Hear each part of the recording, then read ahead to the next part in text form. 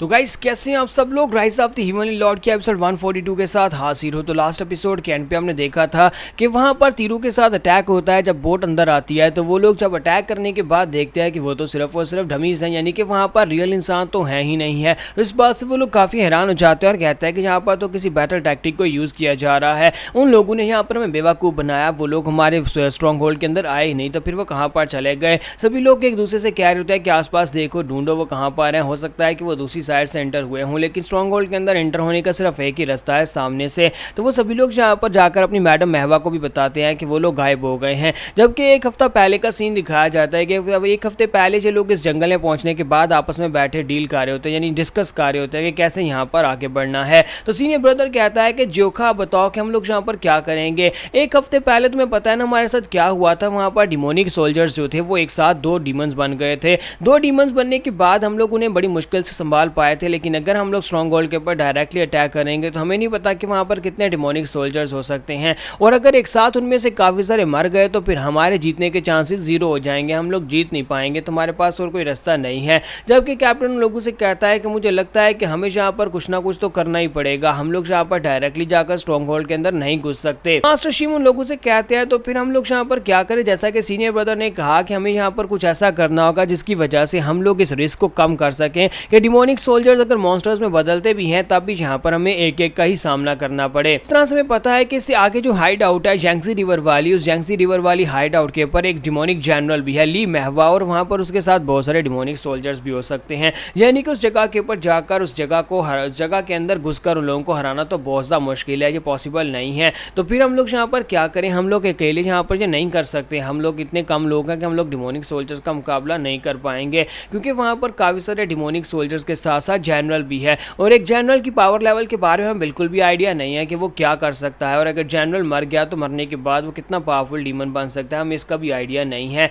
तो हमारा जोखा जोता उन लोगों की बातें सुन रहा था और कहता है कि मास्टर शिम तुमने बिल्कुल ठीक कहा, अभी तक हम लोगों ने किसी जनरल का सामना नहीं किया और जनरल की पावर लेवल्स के बारे में हमें नहीं पता, और ना ही मैं यहाँ पर श्योर हूँ कि मैं किसी जनरल को फाइट में हरा भी सकता हूँ या नहीं। हो सकता है कि वो अपने साथ यहाँ पर बहुत सारे डिमोनिक सोल्जर्स को लेकर आए और डिमोनिक सोल्जर्स के मरने के बाद सारे के सारी मॉन्स्टर्स में चेंज हो जाए। अगर वो सारी मॉन्स्टर्स में चेंज हो जाते हैं तो फिर मैं अकेला यहाँ पर क्या ही कर पाऊंगा, मैं अकेला यहाँ पर कुछ नहीं कर पाऊंगा, हम सभी लोग वहीं पर मारे जाएंगे। तो इसी के साथ ही हमारे सिस्टर जियोन उन लोगों से कहती है लेकिन हम लोग इस वक्त बीच में फंस चुके हैं ना, हमारे सामने रेडियंस मैनर है, दूसरी तरफ माउंट वू है, दोनों साइडों के ऊपर डिमोनिक वॉरियर्स हैं, दोनों तरफ से डिमोनिक जनरल्स अपनी आर्मी को लेकर आगे बढ़ सकते हैं। यानी कि हमारे सामने जहाँ पर दो पैलेसेस हैं, दोनों के ऊपर हमें जाकर रेड करनी है, लेकिन हम लोग दोनों की तरफ आगे नहीं बढ़ सकते, जिसके ऊपर भी जाएंगे क्योंकि दोनों का फासला काफ़ी ज़्यादा कम है, तो दूसरी तरफ से डिमोनिक सोल्जर्स जो है उनकी मदद करने के लिए यहाँ पर पहुँच जाएंगे। हम लोग एक बेस के अंदर घुसकर जाकर उनके ऊपर अटैक करके उनको हराएं, इतनी देर में दूसरे लोग पहुंच जाएंगे तो फिर तो यहाँ पर हमारे जीतने के चांसेस और भी कम हो जाएंगे, क्योंकि हम लोग बैटल करके पहले ही थके हुए होंगे।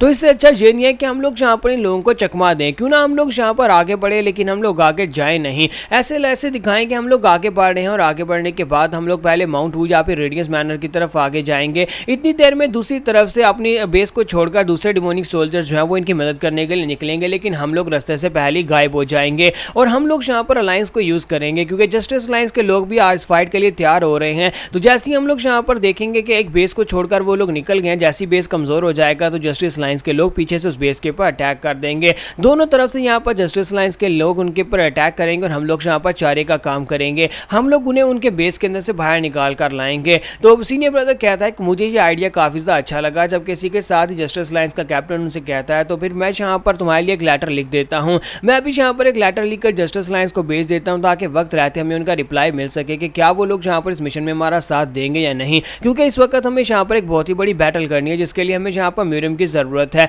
मैंने सुना है कि यहाँ पर 3 ग्रेटेस्ट मार्शल मास्टर्स जो कि 10 ग्रेटेस्ट मार्शल मास्टर्स में से एक है, उन्होंने यहाँ पर अपने नीचे एक आर्मी क्रिएट की है एलीट सोल्जर्स के साथ, और यहाँ पर म्यूरियम के जितने भी एलीट सोल्जर्स हैं वो लोग खुद वॉलंटरीली इस आर्मी का हिस्सा बन गए हैं। अगर हम लोग उन्हें मैसेज भेजते हैं और अपने प्लान के बारे में बताते हैं तो वो हमारी मदद करने के लिए यहाँ पर जरूर आएंगे। तो मिस जॉन कहते तो फिर ठीक है, तुम जस्टिस अलायंस को एक लेटर लिख दो, वो लोग जब तक यहाँ पर आते हैं तब तक हमें यहाँ पर अपनी तैयारी करनी होगी। तो शिमू से कहते हैं लेकिन हम में सिर्फ और सिर्फ एक ही तो फाइटर है जॉन, इसके अलावा यहाँ पर हमारे पास और कोई पावरफुल फाइटर नहीं है। तो क्या तुम्हें लगता है कि जब तक यहाँ पर म्यूरियम अलायंस के लोग पहुंचेंगे क्या हम लोग तब तक यहाँ पर टिक पाएंगे, तब तक हम लोग इनसे फाइट करके इनको रोक कर रख पाएंगे? तो मिस जॉन से कहते हैं कि फिलहाल के लिए तो बिल्कुल भी नहीं कर सकते, लेकिन हमें यहाँ पर इस माउंटेन की टेरेन को यूज करना पड़ेगा, हमें यहाँ पर इस जंगल का इस्तेमाल करना पड़ेगा। हम क्योंकि पहले माउंटेन बैंडिट्स हैं, यानी कि तुम लोग माउंटेन बैंडिट्स हो, तुम लोग यहाँ पर इस आसपास के एरिया के बारे में अच्छी तरह से जानते होगे।